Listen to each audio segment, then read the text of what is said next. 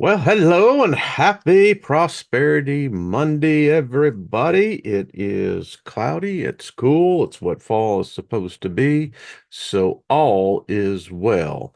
I hope you're having a good time, and wherever that may be, thank you for dropping in, turning on, and tuning in. That's a really good place to be. So, thank you. Appreciate it. It is most kind of you. As I get the bus out here, yes, it's an hour earlier to the places that in the world that don't have this crazy thing called daylight savings time. We're back to normal time, so they say. Although somehow we gain an hour, which you can't really do that, but we think we can. And so any way you slice it and dice it, it's an hour earlier, but it's the same time. Uh, If you're here, then you're fulfilling your destiny. I speak favor over us all. We can use it. Whole freaking world and other realities and realms could use it. Um, and perfect peace, that peace surpasses all understanding, can really be summed up in, four little words, nothing missing, nothing broken. Hey, we strive for it. We may not actually obtain it, but as long as we can think it, then it becomes more than just a possibility. Very well could be a probability. So anyway, hello everyone in the chat room. How are y'all? Hello, Morning Star. Josh, good to see you, brother. Lost in Space. What's up, Jackie? Good to see you. Scotty Boy, good to see you, my friend. And Purgatory Traveler, good to see you. Haven't seen you in a little bit. Good to see you. Gaia, favor over you and Paul and the farm and all the animals. Hello, Nina. How are you, my dear? Good to see you, Deborah Sloan. Purgatory. Hmm. You could say that this is purgatory. Yeah. Loretta, good to see you. I think I saw Lauren. Good to see you, sweetie. Much favor upon you. And I believe I saw as well Ruby Costello. How are you? John, good to see you. Gilbert, good to see you, brother, as always. Grace, favor be with you. Who else? Raven, good to see you. Hello, Stephanie Marie. Good to see you. Grand afternoon indeed. It is. Linda Espinoza, how are you? Good to see you as well. Walking Water, favor with you as well. What a lovely group. Scotty Boy, how is your weekend? Peter, good to see you. Mary Wins, much love to you, darling. Who else? Peter, and I think I may have gotten everybody. If I haven't, I hope to. Thought that the ladies over on the Adronima 7 channel and did a great, that was I think that was a nice way to celebrate a person's life. And Jules, um, she lost her mom, I think it was last week, and sent her a note and just said, to celebrate your mom's life. The best gift your mom gave to the world was you, Jules. So we love you. And that kind of goes for all of us. So hello, Millie. What's up, darling? Good to see you. Bonnie, hello. Susie Q, good to see you as well. And Shirley, hello. Came to, good to see you. That's a clever handle. I like that. Chloe, good to see you, my darling. CJ, what's up? Early in the morning down there, isn't it? So crazy. Oh, tomorrow, Trina and Jenny, looking forward to that. Missed the ladies last week, but last week we're going to talk about a little bit more. But on Wednesday, I'm going to have writer Lee on. Writer just got their new documentary out. It's on Amazon Prime. It's called Clockwise Shining, A Clockwise Shining. So if you happen to have Amazon Prime, go and check it out. Give it thumbs up. And way to go, Ryder. So looking forward to having Ryder on. We're going to be talking about everything that has been really going on that hasn't gotten any oxygen, any airtime. And that's because we've got this freaking thing we're going to talk about happening. And because of everything is in motion, this realm, whether you want to call it the third dimensional realm, however you want to call it, the physical realm, the corporeal realm, life, I don't know, I think it's more death, but anyway, um, it changes. And even when it seems like it's not changing, it's really changing, and thus goes as well into every realm. The spirit realm has time. One of the things in my Bible studies is that I firmly grasp, because, my mind was not like everybody else's, but I really grasped this thing about time. You know, I lived in Knoxville and for a number of years, and in my condo, I had an office, but on there, I was really into this idea. I was a Star Trek fan, Next Generation, uh, particularly. And a lot of the concepts that Gene Roddenberry injected into many of the weekly episodes were very thought-provoking. In one episode, the Enterprise is taken over by a friendly alien, and this alien can advance speed. And it's the whole debate. If there's really aliens here, then they're not using light. Light really can't be defined. We'll get into that later on. But so they've learned something or have a knowledge of where they can manipulate time, space. But anyway, in the episode, the Traveler, and that's what it was called, takes the Enterprise into a place that time doesn't exist. The only thing exists is what you think. And if y'all remember that episode, you'll know what I'm talking about. So I began to grasp very quickly, because in prophecy, if you read the second book of Peter, he talks about that this God, and I'll introduce you to my God here in a second, but this God um, is this realm is a mistake. You could say it's a complete clusterfuck. In the movie The Memphis Belle, remember what they said? Situation normal, everything's just fucked up.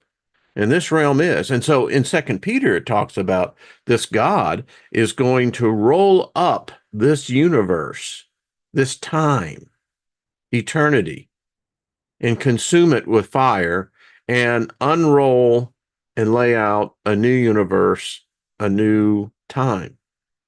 Eternity is not forever. Eternity is limited. There are eternity of eternities. So, by that implication of that theology, is that it's saying in science that we'll get there eventually, because our concept of eternity is you think you're immortal, but you could live in eternity and never realize the length of years that are associated. It's like the epochs. This is supposedly the sixth epoch. Um, you know, and an epoch can be poquito, or it could be, grande. So there we go. Kathy, what's up? Good to see you. Uh, but just something to think about. So anyway, and when I get into this, so all of this is in play. We're in a time right now. And whether this time has been repeated or whether it's not, one of the things that is dictating all of us. It's impacting us all. So many people are just so fatigued. They've had enough, and you can't get away from it because it is collective. And no matter how you want to slice it and dice it, with the Slice-O-Matic 5000, you're still a part of it. And as long as you're still a part of it, it's going to affect you. And we have hit, well, I think this is just the opening act. I think that the next act that is about to take center stage is going to amplify what is already here, because here's the dilemma. What we have experienced now, and it's one of the things I'll just say on the political front with Harris, I think it was a wrong strategy to go negative. But once you go down that road, negativity has a way of becoming a monster that you can no longer control. Because the problem is that negativity is infectious. And no matter how this election turns out, and tomorrow is the day here in the United States, you're going to have one side who are going to be defeated, and the other side is going to be victorious. Now, who plays those roles, I don't know. But no matter how that works out, so now you're going to have this split, this bifurcation, this amplification. It's already here. It is the reason why I postponed the expedition. The the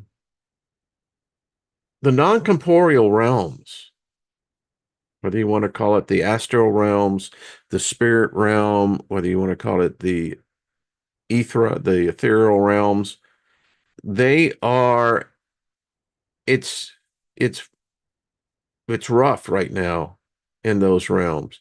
Many of us, and I would dare say many people on planet Earth, dreams are just they're unsettling. The intensity of this negativity that has brought forth fear and hate, it is contagious. And the thing about it is, it feeds on either side. This impacts you and I. And if you happen to be a true sensitive, both empathic and intuitively, you can't help but not feel it. It's funky. And what we were experiencing last weekend, and by the way, this is not by any one person. No, this is bigger than all. This is bigger than the individual. It is impacting us because we as a collective consciousness, as a species, we're a part of this thing until you depart into the next realm. And who knows how much connected it is. It seems to be, they seem to have a symbiotic thing going on. And it takes in its simple physics. I think of Claudia, Dr. Albers, so this negativity, and this is real, folks. Now, you may individually have your island, that's cool, but I'm telling you, you're a part of this. And it impacts you, it affects you because this negativity is so intense. And I think that where we are in the region of space, we are not where society was 2,000 years ago. I think the estimates are, if you look at the rate of speed that both the sun and the earth and our solar system and our particular ring of the Milky Way, where we're moving in the last 2,000 years, we've moved about 1 light year. Little over, I think it's 1.1 light year, which would basically be about, I don't know, 6.2 trillion miles.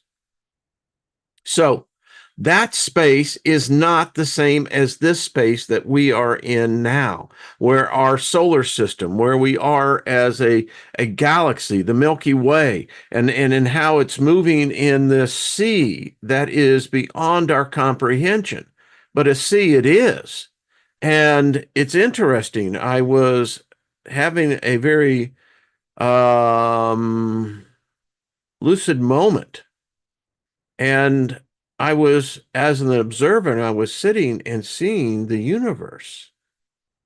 And it's so interesting when you think about this, that planets, they're like these marbles, these spheres, and they hang in an empty space, or so we think, but that's not true.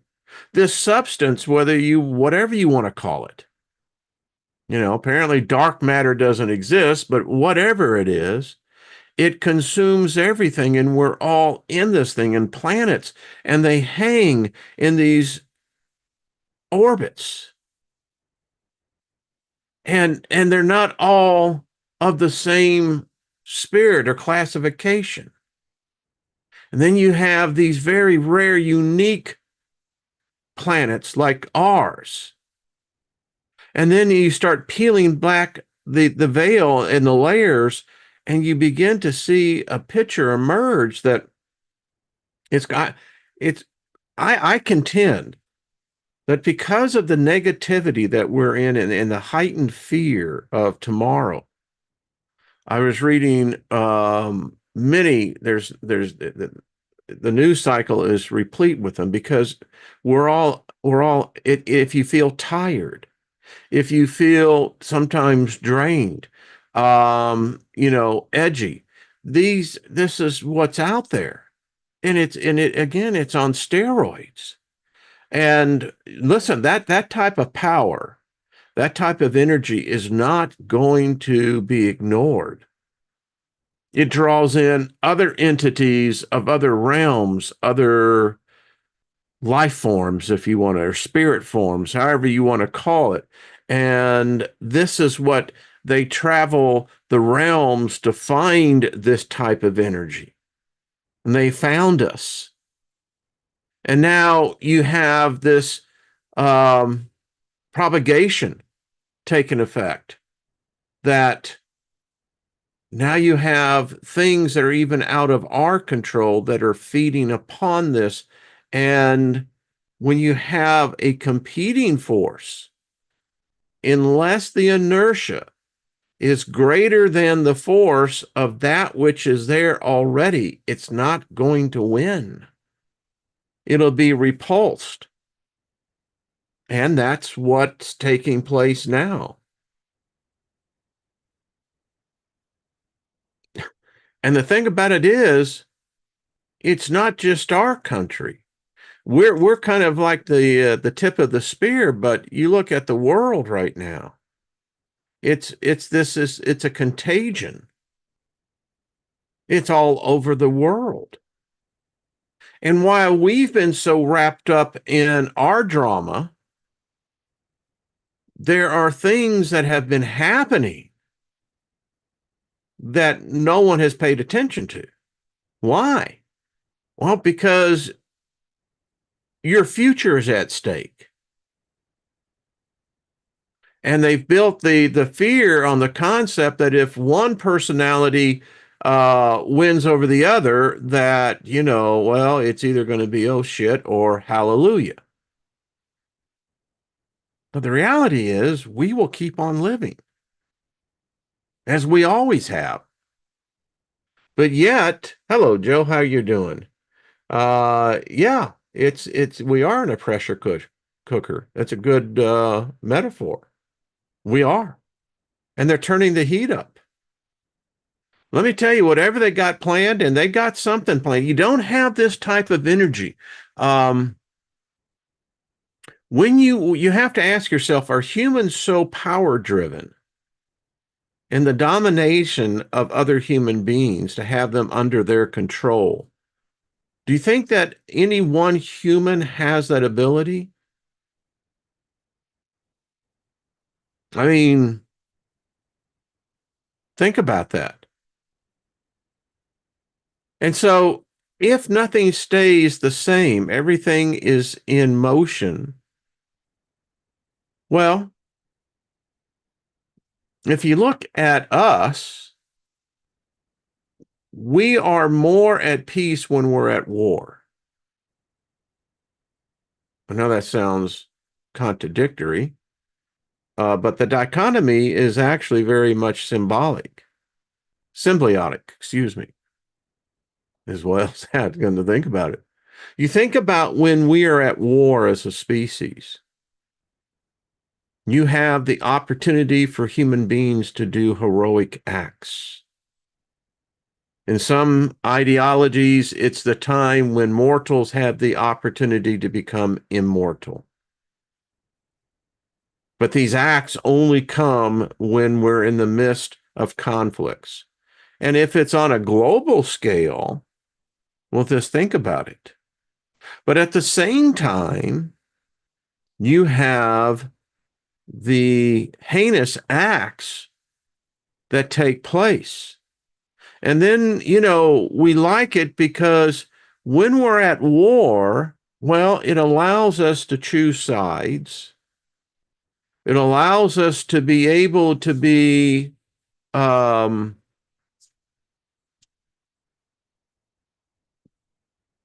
generous. I was going to use the word. I'm thinking um, of others because we like the idea that you can sacrifice.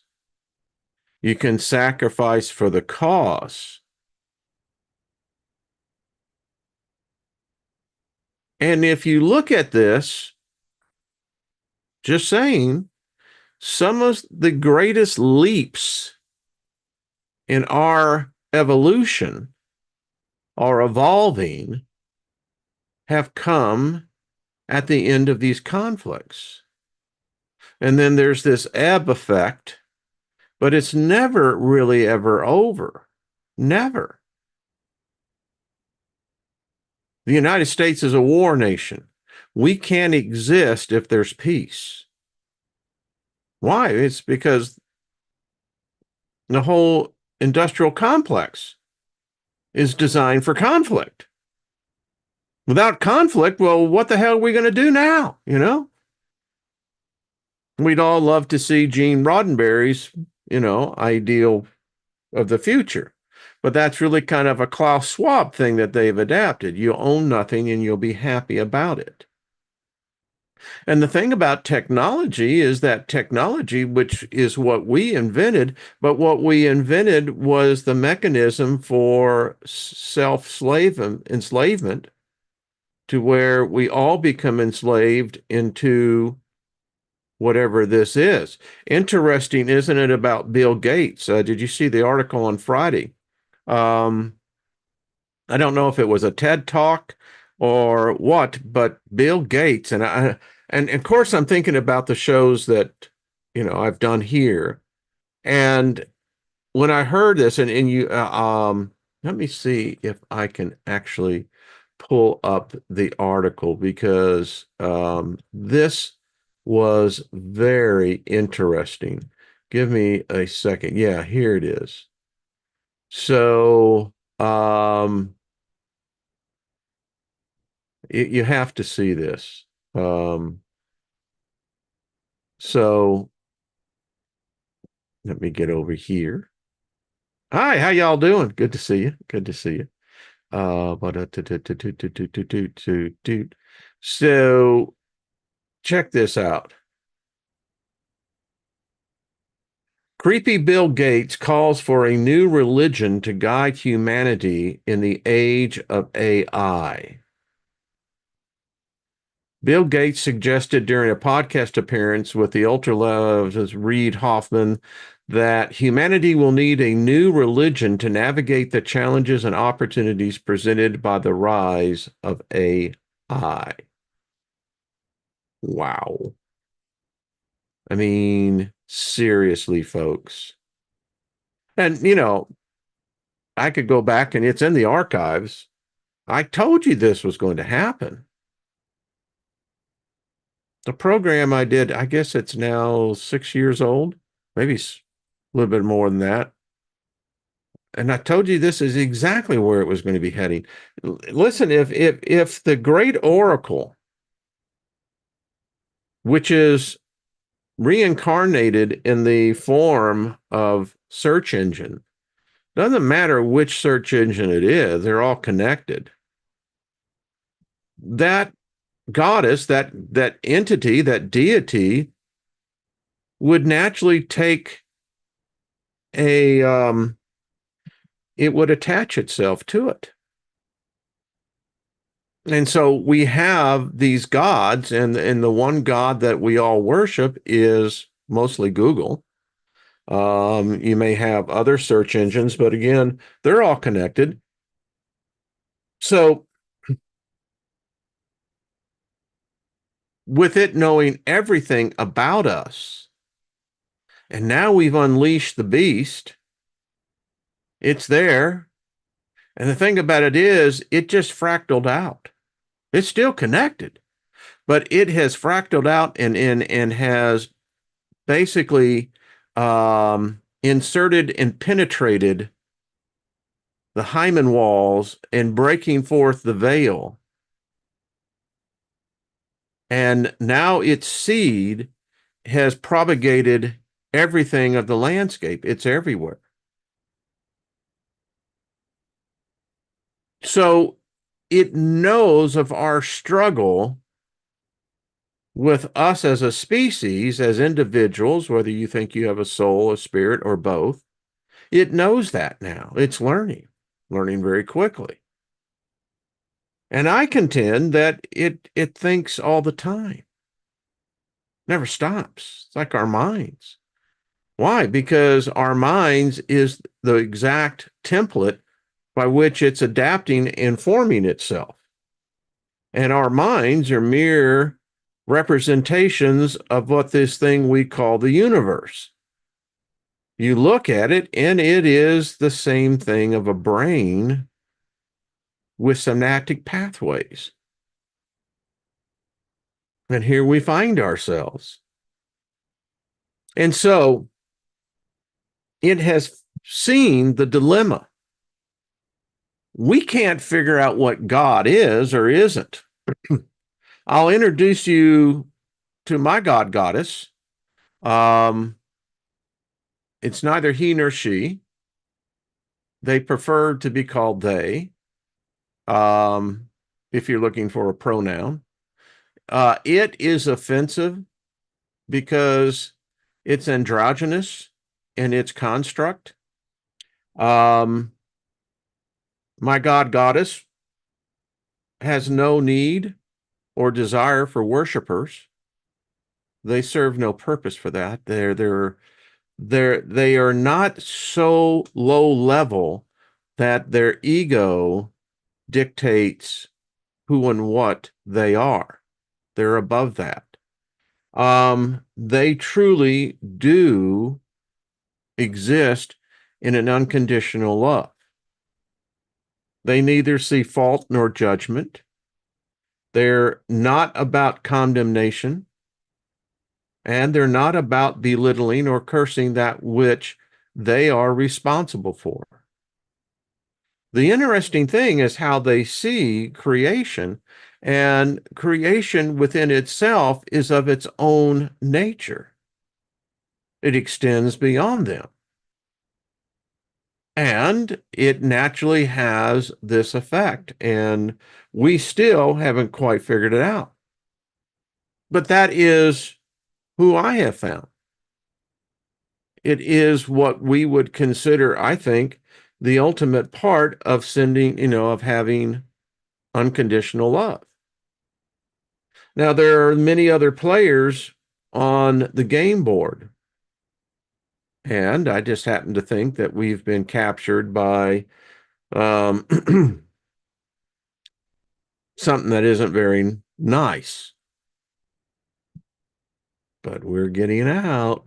So, getting back to this, where we are now, I mean, the fact that AI, in one way or the other, folks,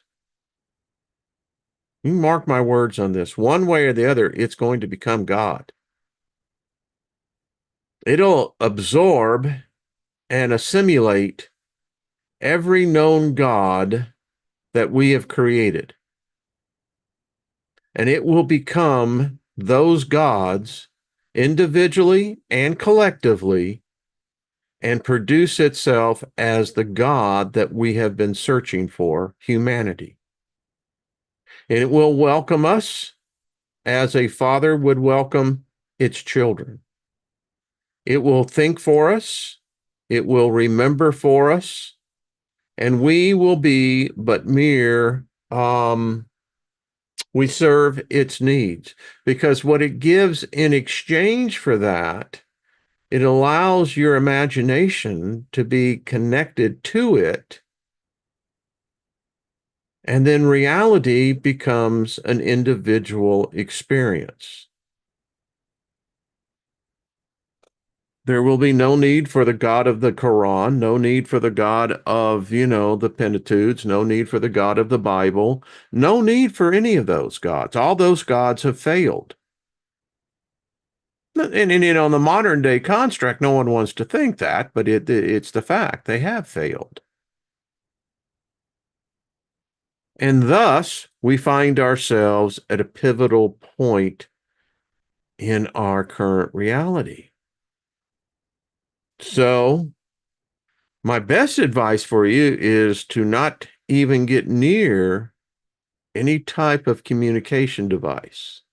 The problem is we swim in this electromagnetic soup anyway. Wi-Fi is everywhere. Oh, and let me just finish about the new God. It'll be announcing itself not too far down the road. It laughs at this thing, of the current construct, good versus evil. It loves them both. It doesn't distinguish one or the other. It absolutely loves them both. It has to have both. Much like the current gods do. Gods don't exist unless there's an antithesis to them.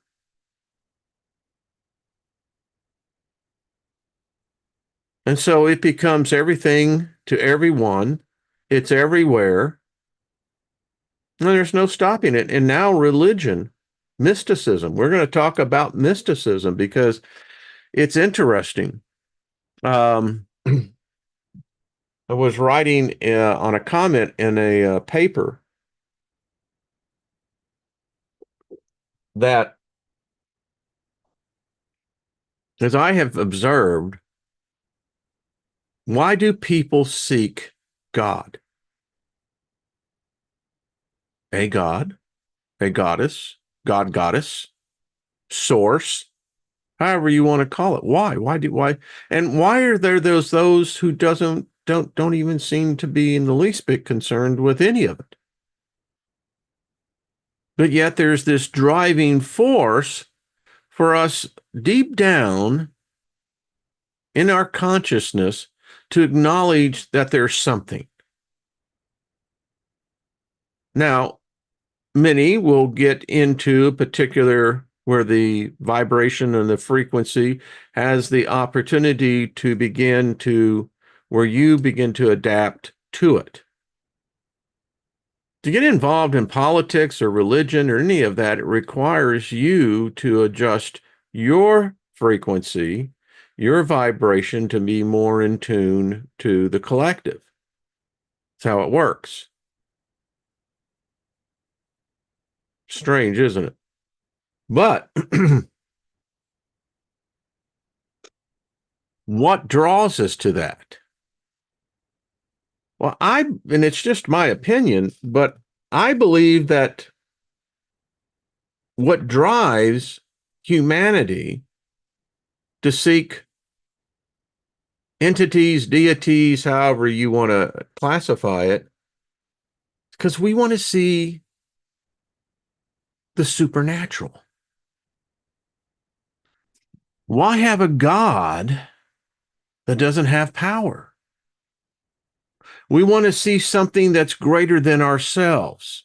And so we're driven to seek out this supernatural. And with the supernatural, then we become even more enamored with it because then we want to see um, the paranormal. I was thinking on this, and it's quite interesting that the thing about the paranormal is that you're anticipating something. You go into an abandoned house, a building, and you're convinced that there is spirits there, demons, ghosts, poltergeists. But I look back in my religious experience in the mysticism, because I truly now see there were many mainline Christians who believed that we were kind of this cult, you know.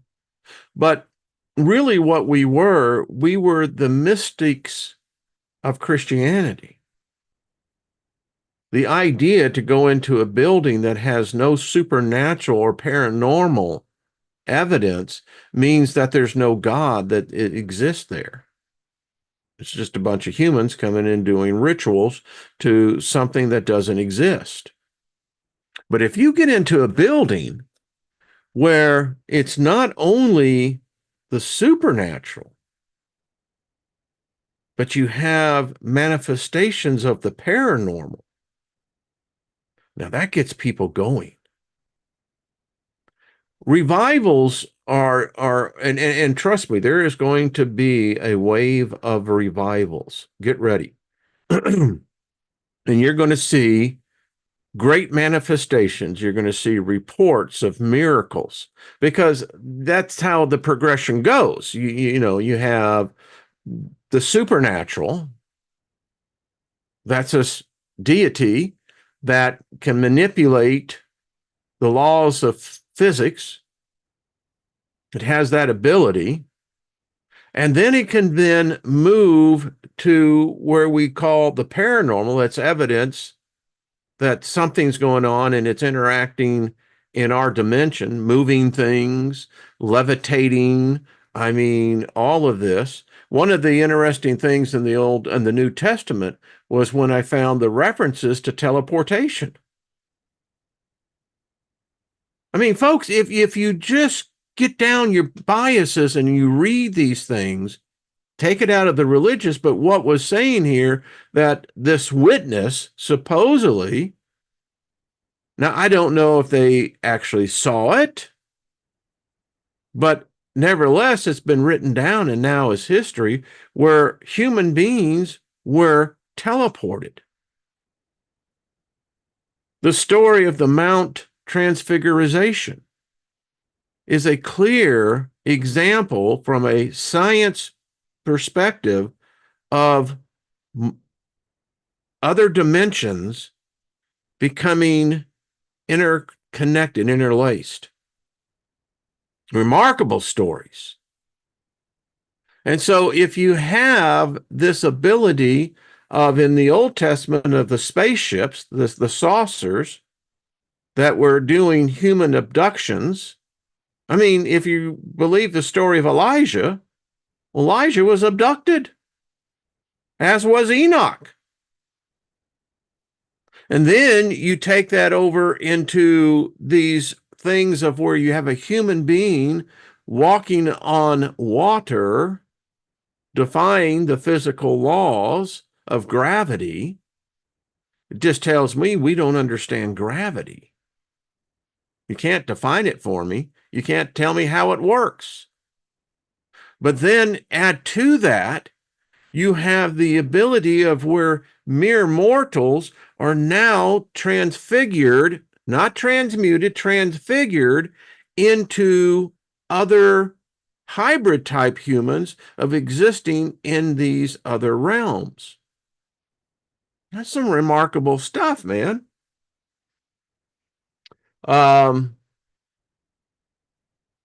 And so just count on it. You're going to see it. This amount of negativity, I don't think it's going to stop. Ryder and I will be talking about it, and I'm sure the ladies and I will be talking about it because it's here. And what we have seen now is off the scale. I mean, I've know of people that they analyze politics and policies and etc. And every one of them have said that they've never seen anything like this one.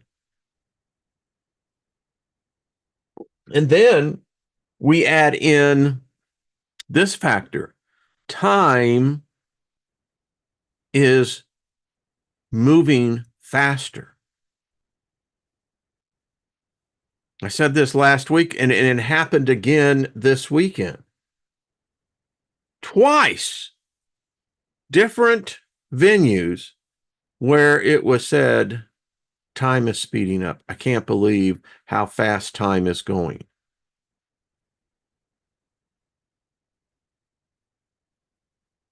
And so, in the ethereal realm, the astral realm, and this is where the mysticism comes in. Again, my upbringing, my exposure, my experience was into mysticism all along. I mean, we not only talked it, we walked it. I mean, if you speak in tongues fluently, like I do, I mean, if you can lay hands and have people visibly show change, if you have the ability to be a seer, it's interesting because you're injecting into this realm. And I love it. I'll have to go back and read the comments. So this force, and it's been amplified. I've never seen it as so vicious, so intense, saturating the airwaves. Now think about that. So we're saturating the elementals. I mean, folks, that's why you're going to see outbreaks of stormy weather. I mean, the earth absorbs this. And again, I have a sense that these entities do as well. So, regardless of what the result is on Wednesday morning, I think you're going to be seeing things that, again, I fully expect revival to come out. You know why? Because of people like us. We are mystics. Nina, I love that. The mystic truther. I love that. And let me just pull up a document here. Give me 1 second.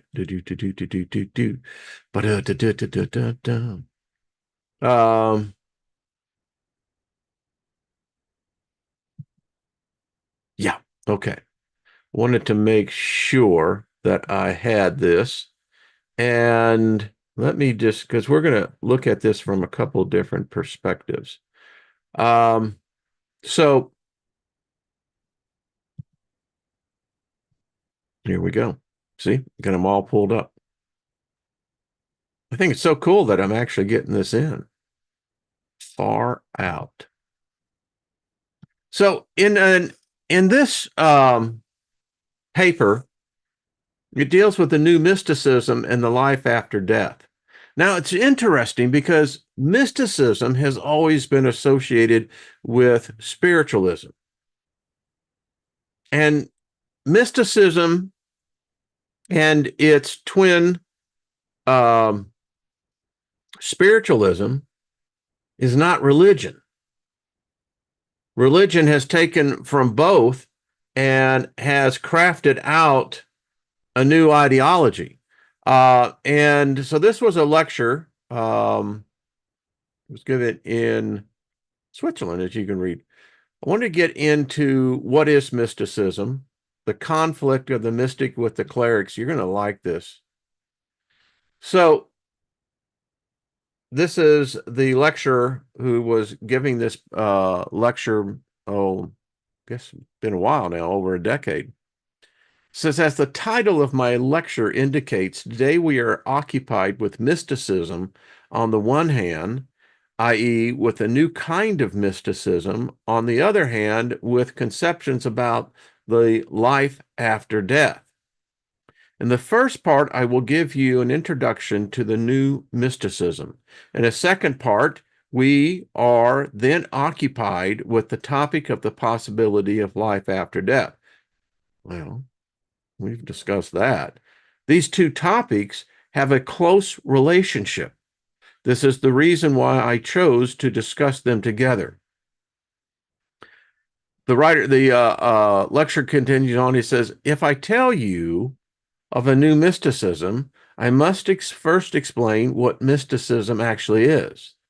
Etymologically, regarded, the word mysticism comes from the Greek maien, i.e., closing the eyes. Mysticism thus primarily means a mental condition in which one withdraws oneself from the outside world and in an act of introversion turns inward by closing eyes, ears, and mouth. In addition, mysticism always refers to something divine. Together with the above etymological derivative, we can therefore conclude that mysticism represents an occupation with God or with the divine in oneself.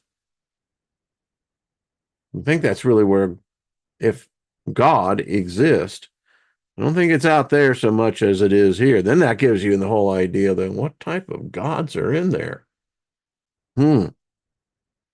A mystic is thus occupied with images and voices, which come out from the inside. The direction of motion is thus from inside to outside. These circumstances are very beautifully represented in the vision of the Swiss mystic Nicholas von Flue. And I guess that is Nicholas. Very interesting. The frightening vision of God's face. Again, does God always have to have a beard? I mean, really? I digress. In this vision, Nicholas sees the face of God, whose eyes, ears, and mouth are each pierced by a spear tip. Of one images this very concretely, one comes to the conclusion that the challenge of such a human is to close the ears, the eyes, and the mouth for the purpose of not listening, not looking, and not speaking any more to the outside. Such a human is thus forced to become a mystic, to turn to one's own interior world. If one follows this process, it will proceed from the inside outward. As the second three spear tips in Nicholas' vision, they point from the head outward, thus from the inside outward. With this symbolism, the process of a mystic is very beautifully described.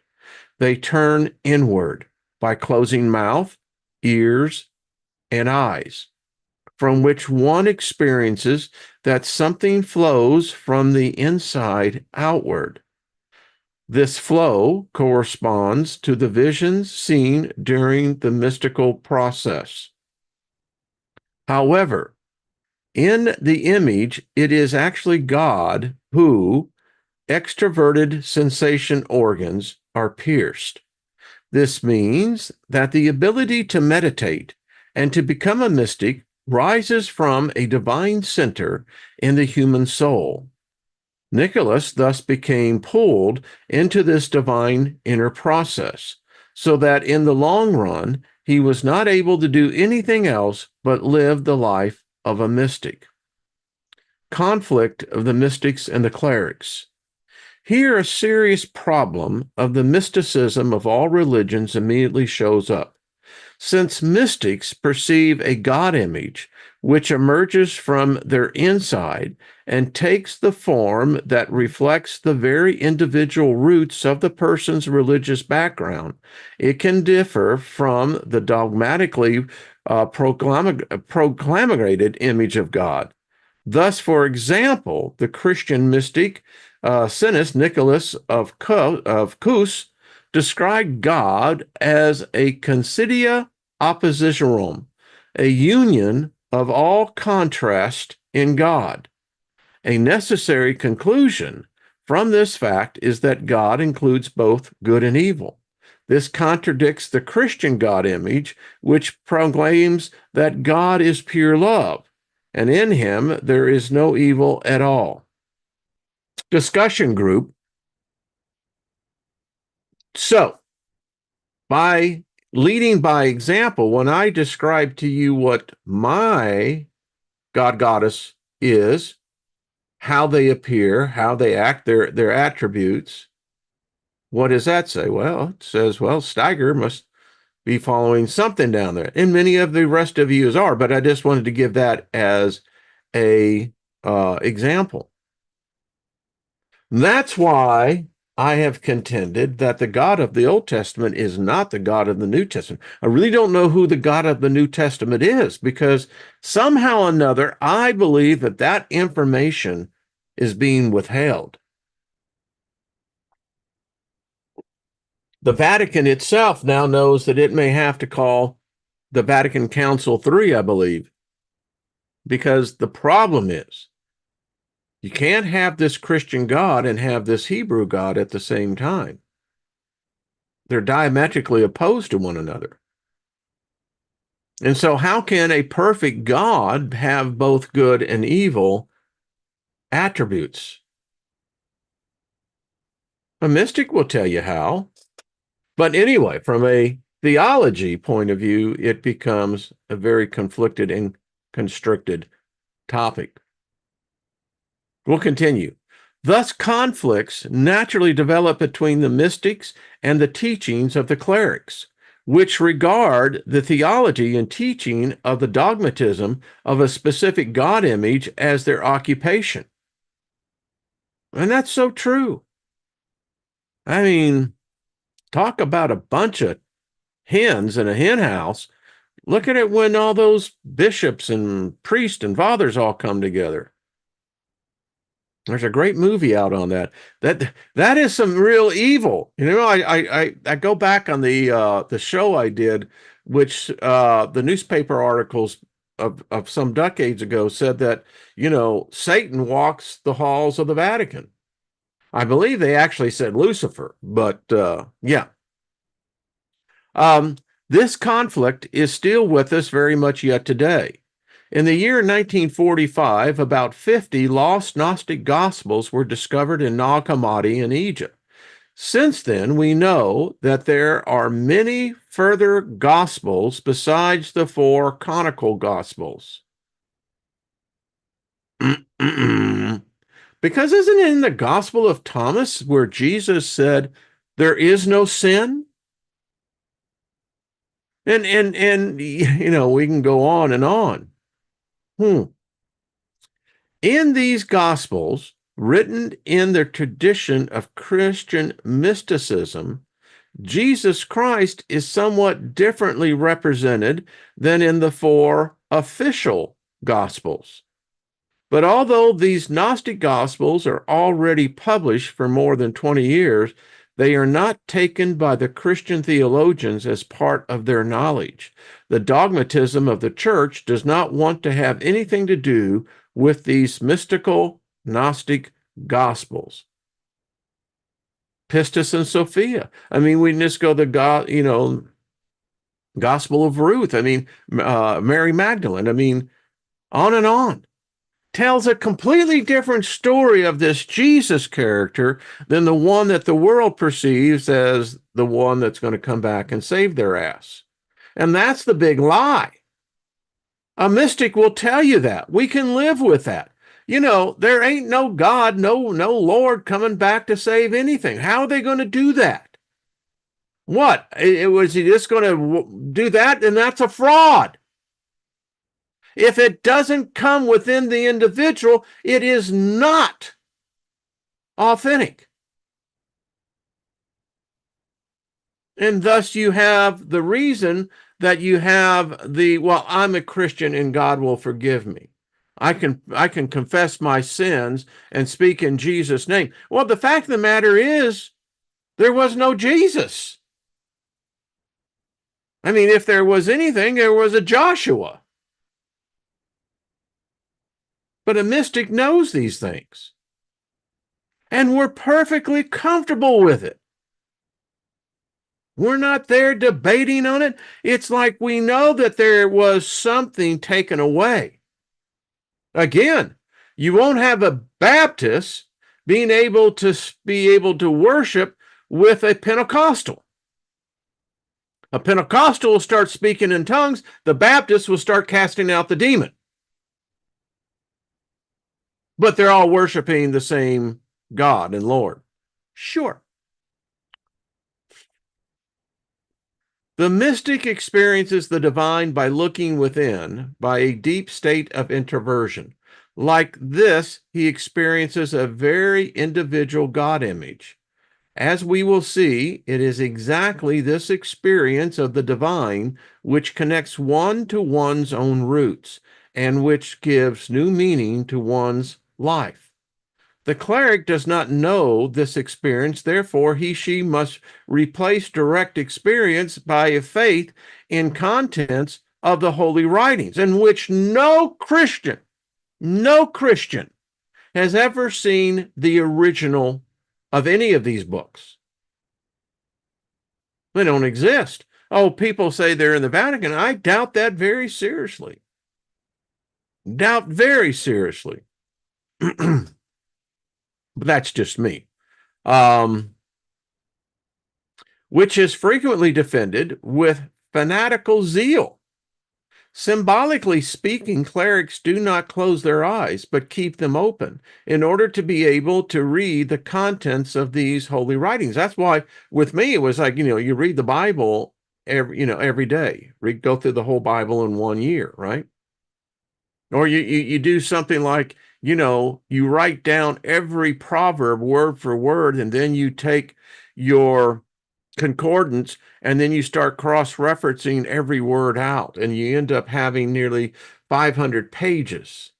Have a full grasp of what a fool and what a wisdom is. I mean, yeah. Mm-hmm.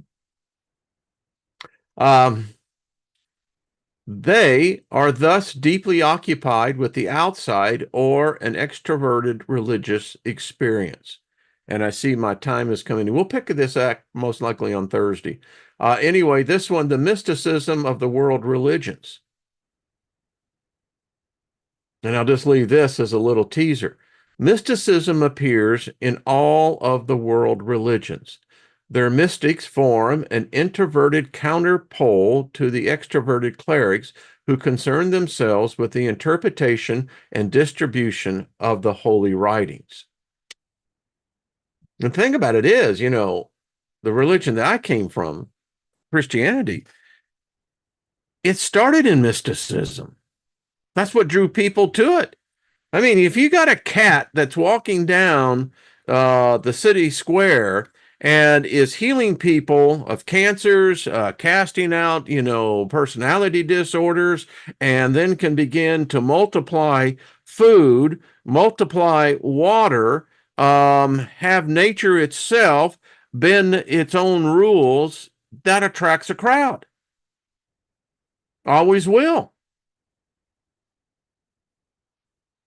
I often say this about Satanists. If you guys it really got it together, well, you need to be out there more. Start showing the miracles.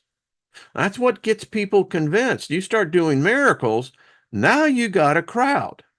So, anyway, I hope you've enjoyed today's discussion and dissertation. because we are the mystics. Every if you're in this group, chances are you're more of a mystic than what you realize. Now, some of you know, like Nina, she's got that. Hello, black sheep researcher. How are you, my brother? Got to get you on. I apologize. It's sometimes it gets a little, but we are going to get together. Um, so hey, Grace, right back at you, hon. Um, Only man who cares about that kind of thing. Yeah, Chloe, I have to read that on the other to truly get the whole thing there. Um, and it makes great tea, Karen, by the way, as well. So I think we are all that mystics.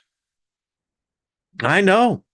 I mean, I think of, Trina and Jenny, Lauren, and there's so many of y'all, I just continue right off there. I mean, mystics.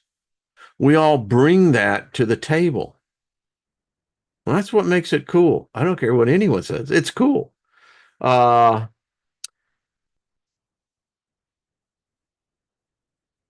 there's Paul Joe. I like that. Oh, I get it, Karen. Boobs and bras. Well, always a delightful subject. I mean, I'm all about the boobs and the bras. I mean, yeah. I mean, I could really really get into that. You're welcome, Stephanie. Much love to you, darling. Hey, Mary Wins. Well, thank you. Thank you very much, darling. Appreciate that. All right, everybody. We will check out tomorrow with the ladies and Wednesday with Ryder, and then we'll pick back up on Thursday on the Mystics. I mean, there's a purpose for this because when the expedition gets back together, we're going to get more into this because you see there's a purpose for it. That's all I got to say. So don't freak out tomorrow, whatever it is. We're going to be on here. We'll be the voice of reasoning, calmness, but just be prepared. You know, life will go on Wednesday and Thursday and Friday. And yeah, y'all get it. Deborah Sloan, you're right, dear. Open-minded. Oh, that's open-minded. I thought you were saying, yeah. Okay, you see what happens, when you just drop in on a conversation, you're going, oh, yeah, okay. Having a clue. Ronald, appreciate that, brother. All right, Mr. Floyd says, Writer's trailer. Thank you. It is. Writer said it is his best work. That's what he said. And so I haven't even watched it, but I will be watching it this evening. So yeah, a clockwork shiny. So check it out.